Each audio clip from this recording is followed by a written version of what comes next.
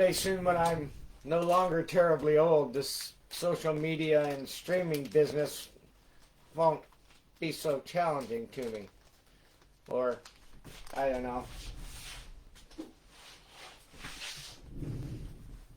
I guess it took me 6 years to learn how to operate a mixing console. It's no question that I only needed 15 minutes to learn how to stream.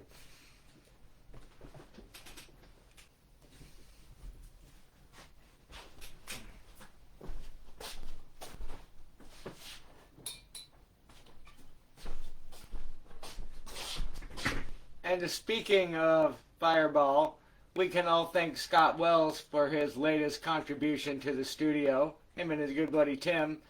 As you can see, we only put a small dent in it so far.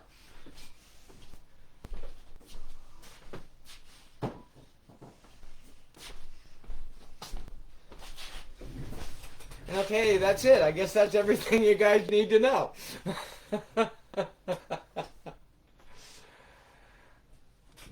All right. My little clock says that it's 7 o'clock, so we'll go ahead and get started. Yeah, hi everyone. Well, let me preface this with a couple of important points. I smoke, I cuss. It's a pretty laid-back, comfortable atmosphere, so if I happen to smoke or cuss in view of this beautiful presentation, I hope that you'll bear with me and understand that I'm just doing what we do here. With that said, I think while I was away, I thought my intern Elijah was going to bail out on me at the last minute, but then he sent me another note, said false alarm. So he'll be here at some point, and I extended the cables on the camera because my iPhone's not happening, and so we should be able to show you what's going on a little bit, give you some insight to what we're up to. I encourage you all to hit me up with questions and things like this.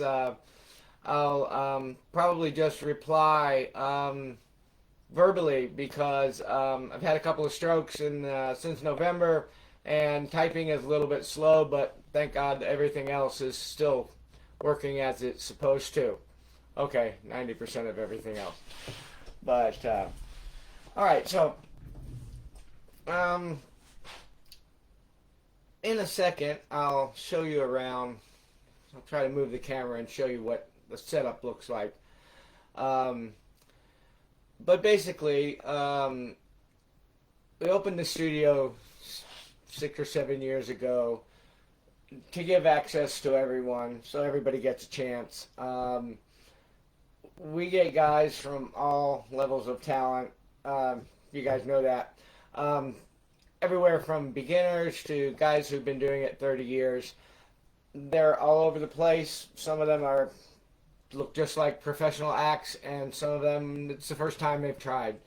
The whole idea is that it's a comfortable place where everything is possible, rates are reasonable, and you get a chance to get in the studio and do your thing in a place where we're not really watching the clock that carefully and trying to have a kind of a collaborative and creative environment. Sorry I keep looking up, but that's where the screen is so I can see myself. So I could look at the camera, but then I'd look ridiculous. So anyway, let me grab the camera and I'll give you kind of a panoramic view of what we have going on. So hopefully this works out okay. So starting over here, we got a console 1 system. This beauty down here. Sorry for the bad thing. But this is a new solid state Logic Origin console.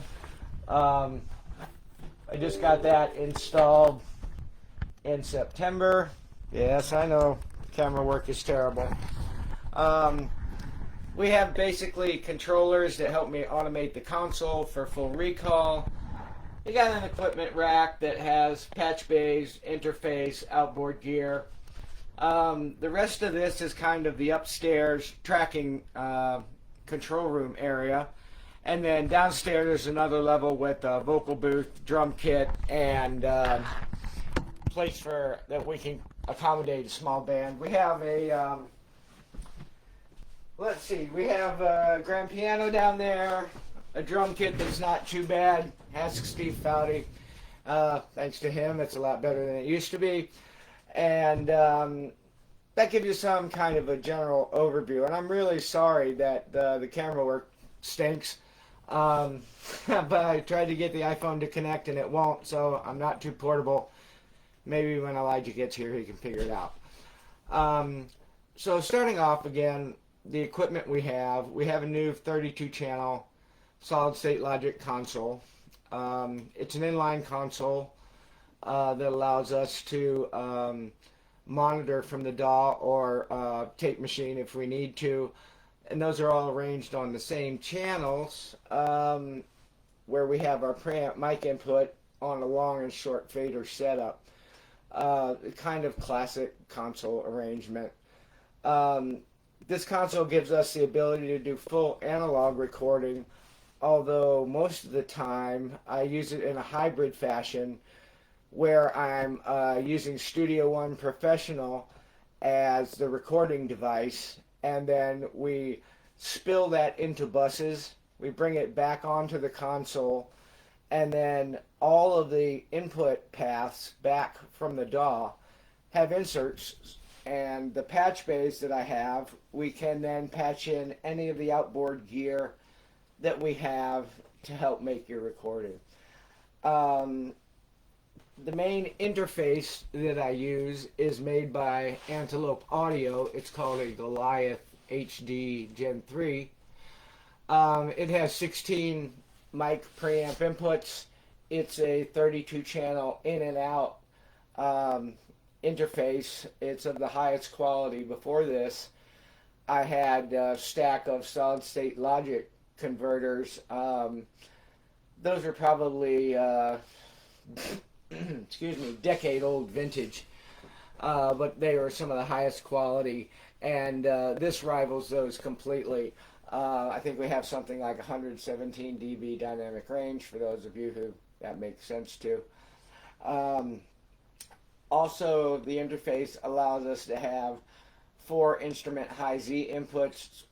We typically record direct and occasionally through the microphone change for things like guitar and bass, or we'll mic the cabinets and do the direct line. We can blend those together, and that seems to work out real good for the things that that we have. Then after we get the signals into the DAW and we're listening back, we listen back on excuse me, basically 3 pairs of studio monitors. I have a pair of JBL 4412s, which were refoamed and reconed. Those are from probably the late 80s. I bought them secondhand after the speakers were replaced in them. And back in the day, those were the industry standard for probably mid to high level studio monitors before we get into the late 80s and 90s where really far top end equipment comes from. The main monitors that I usually use when I'm mixing are a set of Focal Twins. Those are handmade in France, and they're small but powerful. They have better bass response than the big JBLs with 15-inch drivers, and they do a really good job for us. I think some of you that have been here can attest to that we have no problem hearing your music accurately in this room. And speaking a little bit about the room, this is kind of a gambrel barn building, as you can see behind me. And interestingly enough, all of the wall panels are padded with insulation and foam behind them, but they're only an 1/8 inch thick, so they flex a little bit. You can see some of the acoustic treatment on the walls. This turns out to be a really good listening environment. Despite its odd shape, we don't get a lot of standing waves or trouble. So kind of what you hear with here with the mix through our monitors is kind of what you get. And that can be really important, you know, when you're in a room that doesn't behave nicely, you can get your whole mix together and you find you take it somewhere else and it doesn't really translate as well. And that's why we use 3 sets of monitors, the third of which is KRK V4s, which are a small format 4-inch speaker. And by the time it's sounding good on all 3 sets of these speakers, it turns out to be a mix that will play back on your iPhone through earbuds in the car and on a home stereo system. It sounds pretty reliable. We've had very good success understanding the streaming standards and I guess the loudness wars, if you will, understanding that we need to do something different for CDs than we're doing for streaming mixes that we send out to you. And everything that we do here, I typically will send out the files. We'll do a mix that's set up and mastered for streaming and one for CD as well, and that's kind of all bundled into what we're doing. Let's see. What else can I tell you here? Let me try to move the camera again, and I'll try to give you a little bit better shot of some of the equipment, and we'll discuss that along the way. So again, if you guys have any questions or what the hell is that thing in the background, just type them in, and I'll do what I can to provide a response that isn't too ridiculous for you. And I promise all of you that after I have a Grammy-winning record and the revenue that comes along with this, we'll have a video production staff that makes, it's probably going to be a couple of years, I think. But we'll try to up our game in the video category. Anyway, over to the equipment rack. Okay, that's going to work. Okay, so here we can see bay 1 of the equipment rack. There you see power conditioner, of course, the Antelope Goliath interface. Down from there, we have the patch bay arrangement. This brings every signal in and out of the console that the console makes. That is 72 25-pin D-sub cables that connect all the ins and outs. Down there at the bottom, you can kind of see the inputs from our live room. We have 32 mic inputs from the live room downstairs and 8 line inputs that come up. And all of these can be patched around in any way that we like, whether we're working full analog, whether we're working hybrid, whether we're working all in the box, to get any of the signals that we're working with in and out of the console and try to make sense of it. I don't know how much closer I can get here, but over in the next bay we have 2 Focusrite voice channel preamps. Those are probably mid-quality preamps that are, I suspect, a decade old, but they have a sound and a flavor that I really like, and so we use them on a variety of sources. Next down, you'll see the solid-state logic Fusion. That's the gray item in there, and that's kind of a master bus processor without compression, essentially. It's doing things like provides the input drive that can simulate a console. We have the Violet EQ. There's transformers inside that can be switched in and out. And we have kind of a high-pass compressor built in there as well, as long as space and width controls. The next item down, if I can get my leg out of the way, is a Rupert Neve master bus processor. This is a great piece of equipment that we use as part of our mastering chain. Use it on just about every mix that we print back.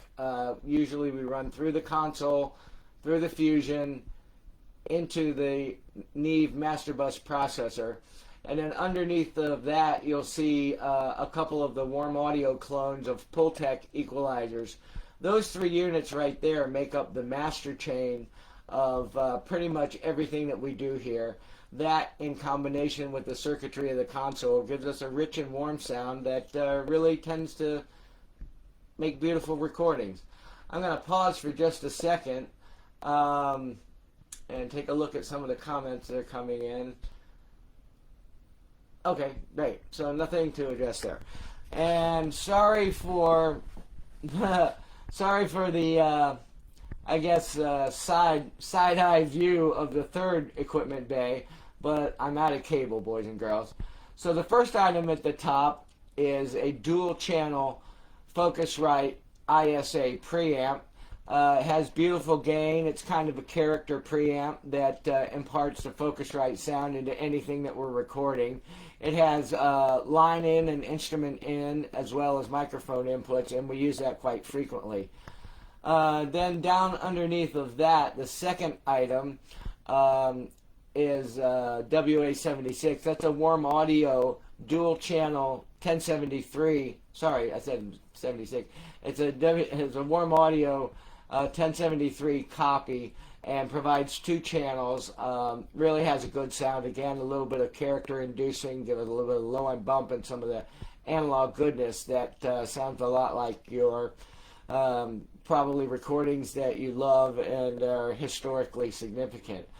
Then underneath of that, I have a TC Electronic delay box, a digital delay, and then underneath of that, there are 6 DBX 160 compressors that you see there with the red lights on.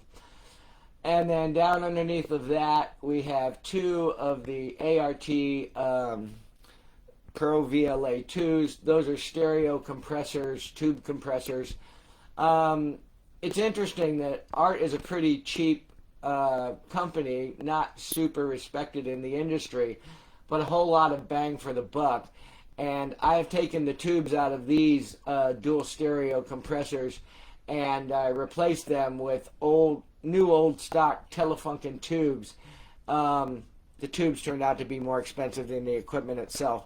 But anyway, we get a pretty good, nice, warm sound out of that, and we use these for a variety of things. We use, 160s on bass. We use these on vocals, the 1073 and the ISA for vocals and instruments. It's a pretty good variety of flavors when we're tracking.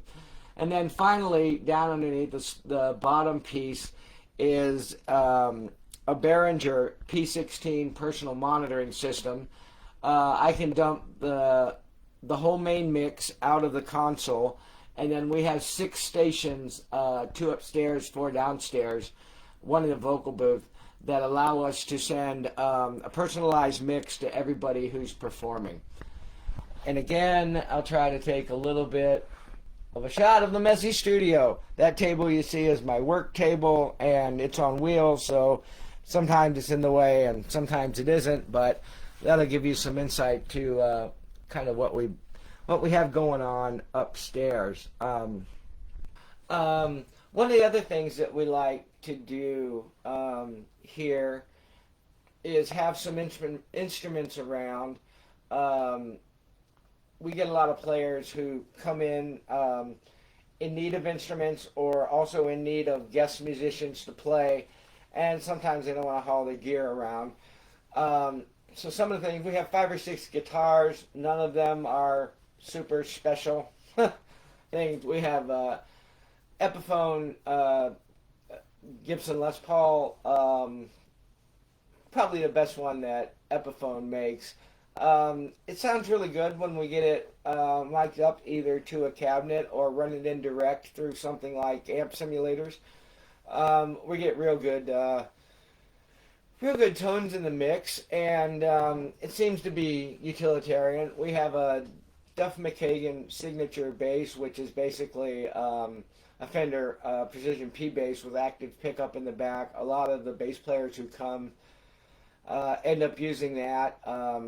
I know when Tim Cleary came, he has beautiful, beautiful Olympic bass, and he played his own instrument because it was far superior to what we had here. But we have that. We have 5 or 6 acoustic guitars, some Epiphones, and let's see, I don't know, a Seagull copy of the Epiphone Dove, and I can't remember the model number of the other one. But that kind of rounds out what we do. I also have Native Instruments S88 keyboard, which is 88 weighted keys. We have the complete ultimate software package that goes with that. Puts about 600,000 instruments at your fingertips. So if you can't find it in there, you might want to think about it a little bit. Hey Rick, take care, and I appreciate you popping your head in, man. So anyway, after that, up here also, we have the Native Instruments Maschine, which is kind of a sampler drum machine rhythm programmer. That's available, and that will tap into the complete ultimate sound library as well.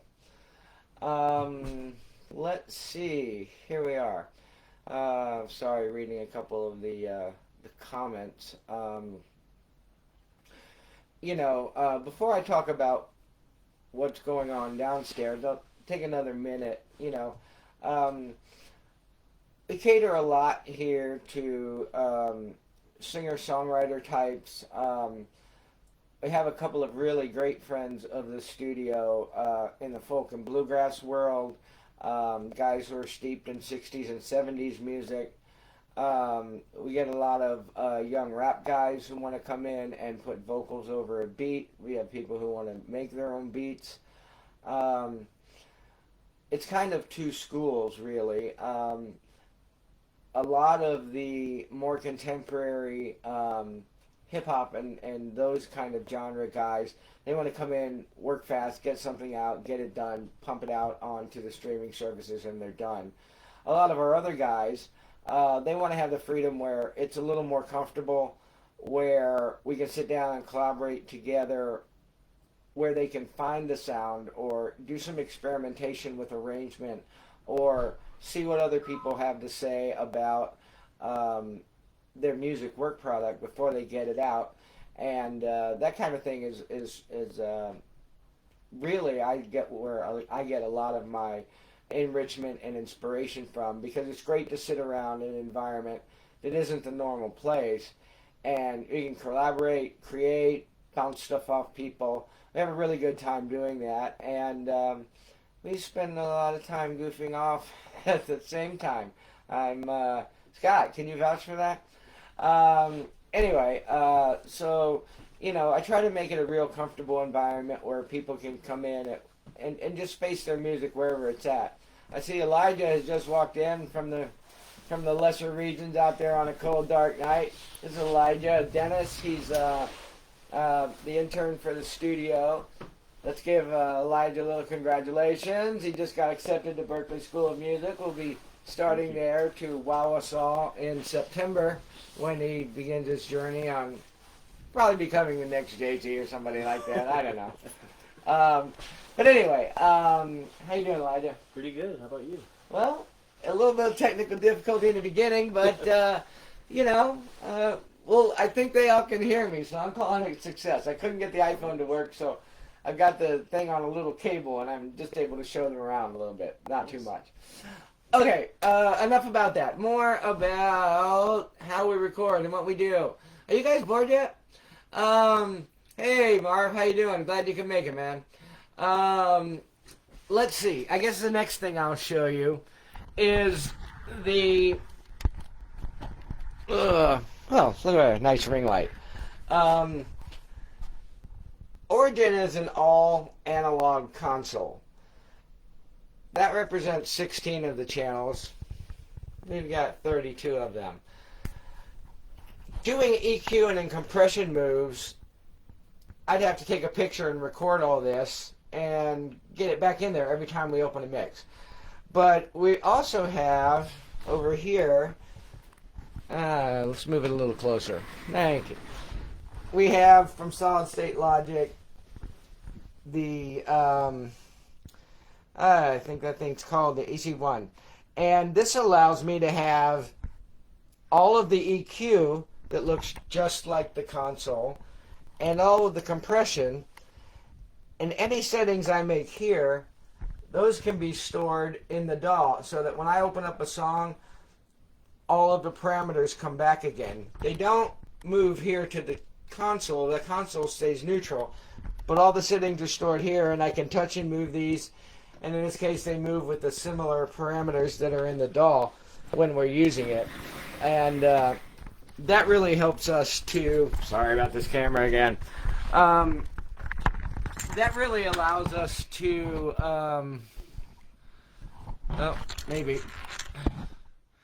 that really allows us to make mixes and come back to them pretty quickly so that you don't have to make all your decisions in a day. We can come back, if a week has to go by, you have work or you have whatever's going on in your life, we come back and start again just like you never left, like it was the following day or the following hour. So those things are kind of cool. What else can I tell them? I've been yapping at these guys here for about 20 minutes, Elijah. Excuse me. I had told them about how you've been doing work with a lot of the younger artists and hip-hop guys. Maybe you could talk a minute about how that goes and what your style is, what things you can bring to bear to get that kind of work happening for people. Yeah, I mean, there's definitely a lot to work with here, obviously, and one of the cool things that I can bring to the table for a lot of modern artists and a lot of hip-hop artists in particular is beat making, because I know, like, we've had artists who come in who get their beats off of, like, YouTube and all that, you know, free beats that they say that the artist says are free, and it doesn't really work that way. You know? Yeah, explain to them how they're hooked into the beat maker for life. Yeah, so I mean, what that basically means is if your song makes it big, then even though you got it for free from the artist, they're basically tied to you for as long as that song is out there. So they'll be leeching off of your earnings from that track and taking a lot of them pretty much forever. And you don't want that. That's why you either, you know, pay for beats, which can get kind of expensive, the good premium ones, or you can come here and we can make it for you. And I'm a multi-instrumentalist, so I can play, you know, guitars, pianos, anything like that. And I've been making all kinds of music, pop, electronic, hip-hop for years. And, yeah, we can do that here. We have a ton of gear to choose from and a lot of experience. Let's see, if we go downstairs, and I'm sorry I can't show this to you. God, you guys are never going to tune in again. Essentially downstairs we have another about 16 by 30 room. We have that cordoned off. I've got a pretty nice vocal booth down there that's maybe I don't know, 6 by 8 feet or something. We have personal monitoring system in there, and we have this. A lot of times I use a Slate Digital modeling mic in there, but we also have. Sorry, I can't afford vintage mics. I don't have $15,000 for a 251. You know, original. If you could find one. But anyway, I've been really happy, and I'll give a shout out to Warm Audio. I have a couple of their tube condenser mics, a copy of Neumann 251 and Neumann U67. Those are great. I have 414s that we can use. A good complement of AKG, SM57, SM58 mics. Gosh, what else do we have down there, Elijah? The drum mics. Yeah, we have AKG drum mic kit that, I don't know, probably pretty soon we're going to try and switch those around, get some 421s that are going to give us a little bit better results. But Steve's helping us learn what works out really great for that, and so we're going to try and do that. Also downstairs we have a Senjin grand piano. That was given to us very generously by Steve Fowdy's girlfriend Tony. We had it moved here, and then a piano tuner who used to sell that brand. It's a Korean-made grand piano. It's full size. he said it's the best one that he's seen in 20 years. The one that we have was made in 1986, and he's got it back into perfect tune, and it just sounds beautiful. So we're really happy about that. Also downstairs we have kind of a live setup. We have a big porch on the studio if we ever wanted to do yard concerts.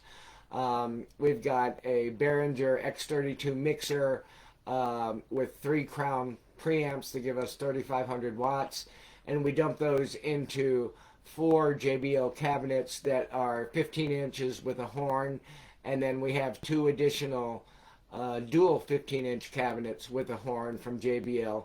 And so I don't know, we could probably hear this at Steve's house if I turned it up good. Again, then downstairs we have 4 personal monitoring stations, a bunch of microphones, and things of this nature. And Someone had a question about the room up here. Oh, wait, I missed something. He loved the shape of the room. How are the surface treated aside from the foam panels? Like I said, and man, I don't know if you'll be able to see this or not, but I'll try it. Can you see that the walls?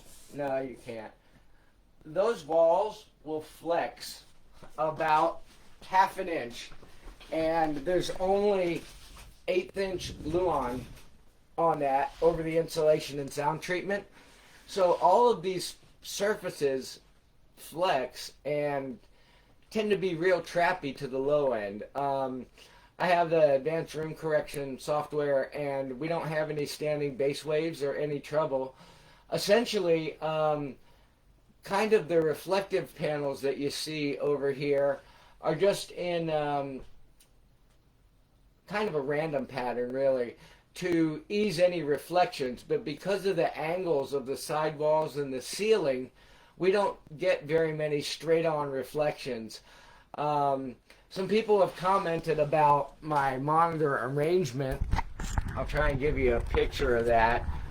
You can kind of see this area that I built. Those are the JBL 4412s at the top, and then the Focal and the KRKs at the bottom.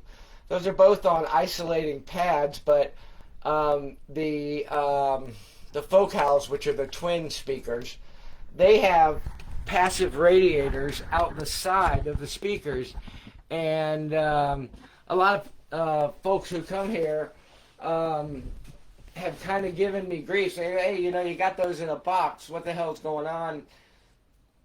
You know, how can I say it the best? We really got lucky.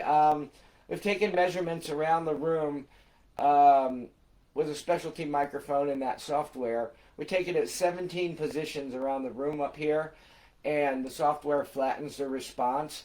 So we're getting a pretty good representation of what we're really hearing, what we're putting onto tape or onto the DAW after we master it. With respect to that, nothing else really exotic for room treatment. Downstairs, it has a relatively low ceiling at 8 feet, and it was pretty live when it was just an empty room. So what I did is I went out to a place who liquidates offices after companies close, and I got a lot of the acoustic panels that go into cubicles, the material that goes into the cubicle walls. They sold me something like 75 of those panels for $300, which is just crazy cheap. So I mounted them on the wall, and to achieve, downstairs the walls aren't angled, they're straight.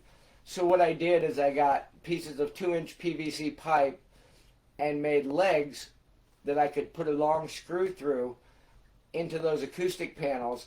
So I make the top one at 4 inches and the bottom at 2, so that every acoustic panel in there is angled in a different direction. I also have them on the ceiling down there, and the room turns out to have a pretty good sound. So that's kind of what we did, cheap and dirty. So, I don't know what else I can tell you beyond that. So again, this is the interior of the vocal booth. You can see there we usually do a Skype call on the tablets up here to the control room so I can see you and you can see me. You just see the Slate Digital microphone up there. It models all of the, major microphones throughout history. And you can see the personal monitoring station there on the left. There's some headphones in there. The glass door on this so you don't feel claustrophobic. And we've put up some ventilation in there to try to do everything possible to keep the artist comfortable. So there it is. Let's see. Does that give you guys any insight? I know that's kind of crazy that it's not the best video tour. I was really hoping I could walk around, but just can't seem to get it sorted out tonight. Do you guys have any questions for me or anything else that you're wondering about? How we work, what we do, who we know, if we care, all that stuff. I've been running my chops, so I have to have a drink.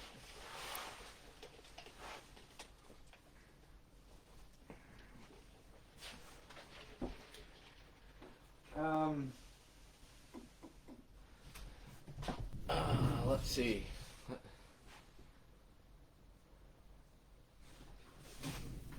Yeah, thanks, Marv. I mean, although I have a fortune in equipment, I really wish, you go to some other studios and you really wish that you could have, the custom-made control room that is through a big window and right off the live room that has 20-foot ceilings. But one of our things here is we kind of work with what we got, you know what I mean? It's really maybe not the most super glamorous place as far as the aesthetic, but I'm telling you, we can make top quality radio records here. We got all the gear, we've got know-how, we've got good people who can help us. People who need guest musicians or songwriting help, things like that. There are a lot of friends of the studio who come and go. So anyway, I guess you guys are probably wondering, how the hell do you get a hold of me? Certainly, my phone number's out there. It's published. It's 949-735-4643. But your best bet is to go out to Forest Hill Studio, all one word, foresthillstudio.org. And there's a lot of information and content there about the studio, how to get in touch with us. You can also check out a YouTube channel that has some video going of the studio, which will give you insight. And again, if you go to YouTube and you just search on Forest Hill Studio, you'll find us. If you want to hear some samples of music, you can go out to soundcloud.com/coolerone. That's KEWLERONE. And I think I'll put that into a comment, and if I can afterwards, I'll try to pin it up there so it's the first thing. But, if you got a project or you're thinking about something or you just want to come and hang out, you know what I mean? Everybody's kind of welcome. We have sessions that we got to run, but there's a lot of time in between where we're just enjoying the whole musician community and having a good time. I really love that. It's one of my favorite things. And, come on down. I think that's how I met Steve. I said, come on down. And then the second time I met him, I said, hey, this new console weighs 675 pounds. Are you busy this afternoon? And so we've become quite good friends after that. Again, I'm kind of running out of things to tell you about, although I'm sure there's quite a bit more, and I wish I could play you some music. But if you go to those places, you can listen to some of what we're up to, or you can feel free to pop in and visit anytime. I'm here most days. and there's almost never a time when I can't get over here and get a chance to meet with you. You know, if we don't have another session tied up, and even if we do, sometimes just come on in and you know, in between what we're doing, we can hang out and be friendly. So I'll kind of pause for a second while I take another drink and have another smoke because, well, as I told you in the beginning, that's part of what we do here. And yeah, if you have any more questions, I'm happy to respond to them.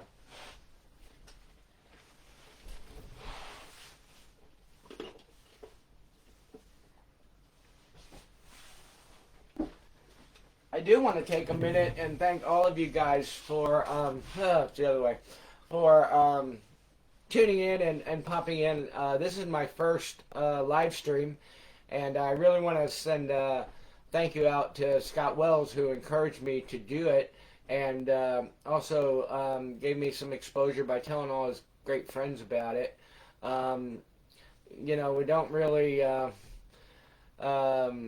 with the whole COVID thing, we don't really get a chance to go out as much as I used to, and it's been a real blessing to have this place, have people be able to come and do things in a pretty comfortable environment when and we're making some good records. So I guess I should be blessed that I'm so, you know, happy. What else can I tell you guys?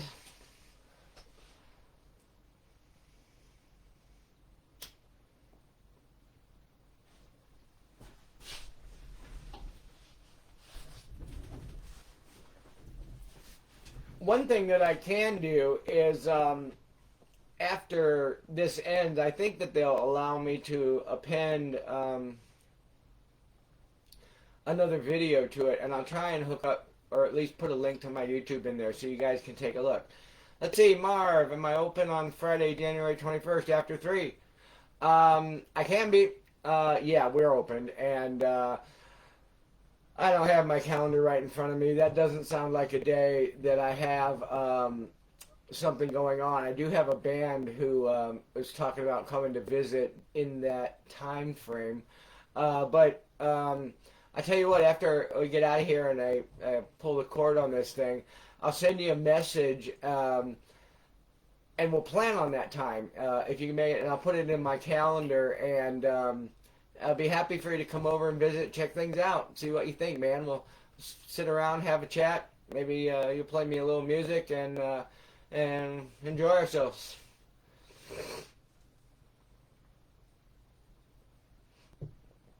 Yeah, like I said, I'm real good for Friday the 21st at 3 is great. I'll send you a confirmation after I get off here.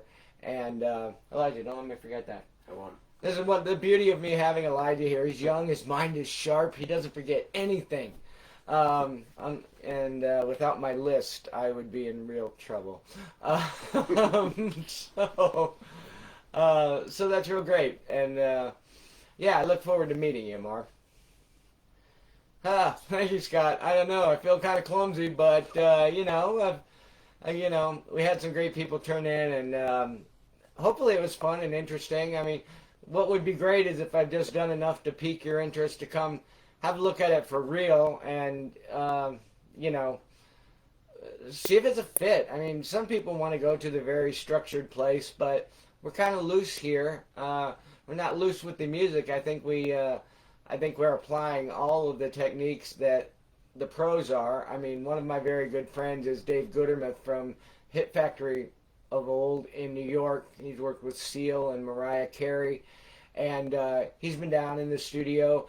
His parents live in Hanover, so whenever he's down there kind of taking care of them and doing things, he makes it a point to come into the studio. He's done some mixing here, and otherwise sometimes he shows up at 9 o'clock in the morning and we have a beer and talk about what we've both been up to project-wise. So, you know, I really like it when great musicians like you guys and other people from industry come around and do this thing. I'm always learning something, and who knows, maybe we can do something great for you guys.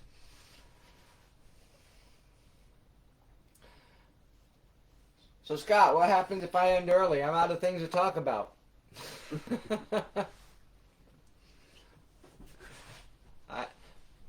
was playing that blues music in the beginning. Could you guys hear it?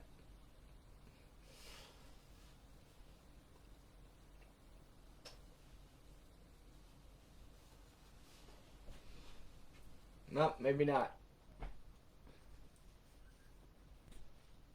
Actually, probably most of you guys, I think I disconnected for a while, so you probably didn't hear that.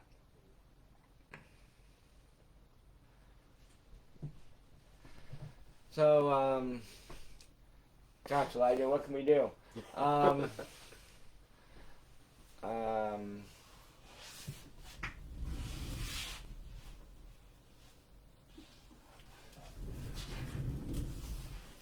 don't really know how it would translate if I played some music for you. If you would, you know, I've got the little Zoom camera. I don't know how great the microphones are in it, but I could play you a piece of a current project with my very good friend and neighbor. He and I have a collaborative group called Metopian Air, and I could play you one of the latest songs of that if you guys are interested in hearing it. Bottleneck Blues. Okay, so you heard some of it, Scott. How did that sound? Was it worth playing or not?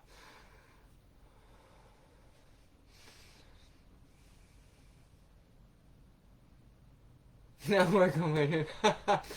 Hey, be careful. I'll play them the mix you have right now of it. Now, then I'll be in copyright court after he wins a Grammy. They'll take everything I have.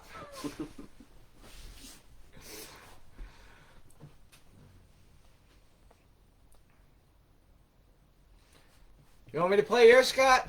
I can play my mix. It's probably not your latest arrangement, but yeah, why not? Let's give these guys something to think about. The warm summertime, going down the ocean.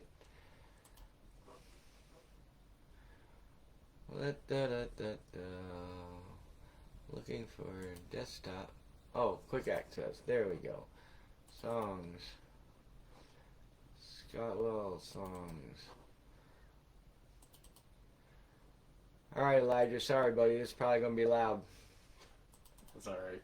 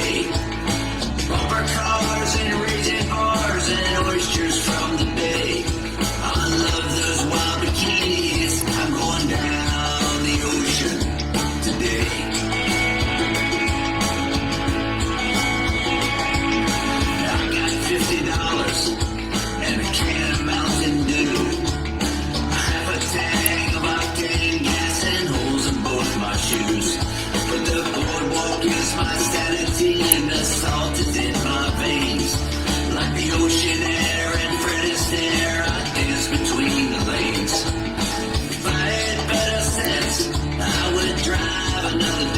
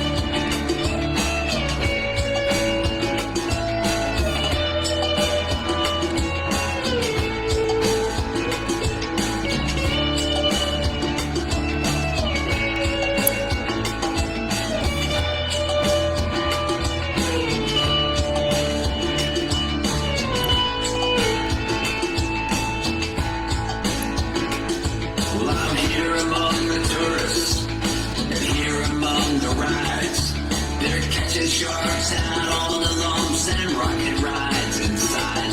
But there ain't no place I'd rather be, no place that I would go. Just give me a bucket of Crusher's fries and a nice cold natty boat. If I had better sense, I would drive another day. You can say I ain't that bright to the seagulls on the way. Bumper cars and raging bars and oysters from the bay. But I love those wild bikinis. I'm going down the ocean today.